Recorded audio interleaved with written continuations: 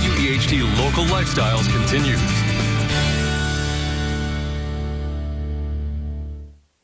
Well, forecasters are predicting another busy hurricane season, which could cause problems for many along the eastern and Gulf Coast. Now, here in the tri-state, we don't really have to worry about direct impacts from hurricanes, but this is a great time to think about protecting your homes and businesses from storms and other natural disasters. And we get quite a bit of severe weather here in the tri-state. And to help us this morning is Dr. Philip Klotzbach, an atmospheric scientist at Colorado State University, and Lynn McChristian. She's from the Insurance Information Institute. Good morning to you guys. Thanks so much for being here this morning.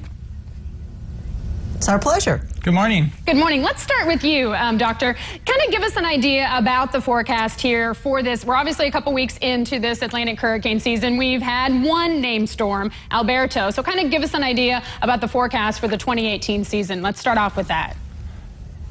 Yeah, so we're forecasting a near normal hurricane season, a total of 14 named storms. You mentioned Alberto, so 13 additional. Of those 13, 6 becoming hurricanes, and of those 6, 2 becoming major category 3 to 5 hurricanes.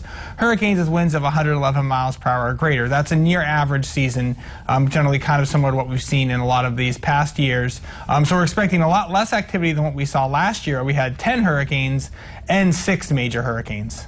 That's right, and I think a lot of people remember last year, even though, we had especially what happened down in Texas. So do you think that kind of has people a little more on alert this season and kind of wondering if there's more and more things that they should be doing to protect their homes and protect their businesses in those places that could have some of the bigger hurricanes?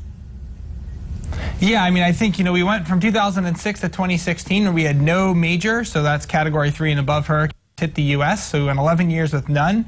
And then last year we had 2 hit the continental U.S., Harvey and Irma, and then obviously Maria devastated portions of Puerto Rico. So we had kind of a hurricane amnesia where people kind of forgotten about the threat. And then obviously last year we saw significant hurricanes, and they had kind of the triple threat. We saw surge damage, we saw wind damage, and then we saw a lot of flooding damage. And I think flooding damage, as we've talked about before, is key because obviously flooding damage is the #1 damage cause in the United States. That's right. It is the major threat. And we can, here in our area, up here in southwestern Indiana, western Kentucky, southern Illinois, that's kind of our tri-state area that we cover.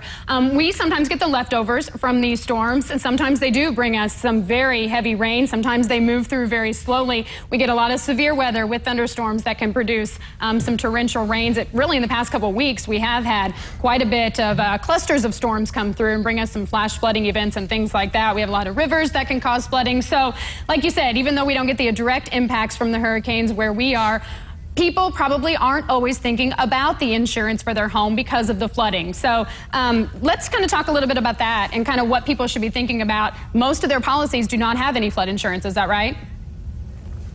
That's right. Standard homeowners insurance policy does not cover flood damage. That's a separate policy that you can get from some private insurers and also from the federal government, the National Flood Insurance Program. So this is a conversation you need to have now before the rain starts coming with your insurance company. They can tell you about your flood risk, but here's the thing to think about. So flooding is the #1 natural disaster risk, but most people don't think they're going to get flooded, and unfortunately they're proven wrong. So flood damage, about 20% of the flood insurance claims go to people who live in low to moderate risk zones. So that's a very real risk, and you want to make sure you're totally prepared for wind damage and flood damage by having 2 policies. That's some really great advice. Thank you guys so much. Where can people go for some more information about where they can get some flood insurance? There is a wealth of free information at III.org. That's the Insurance Information Institute. Tell you how to prepare your home and your business so that you reduce your risks and can bounce back after any natural disaster. That's right. That will help them recover if something does happen. Thank you guys so much for being here with us this morning. We really, really appreciate it. And we'll be back with more Local Lifestyles right after this.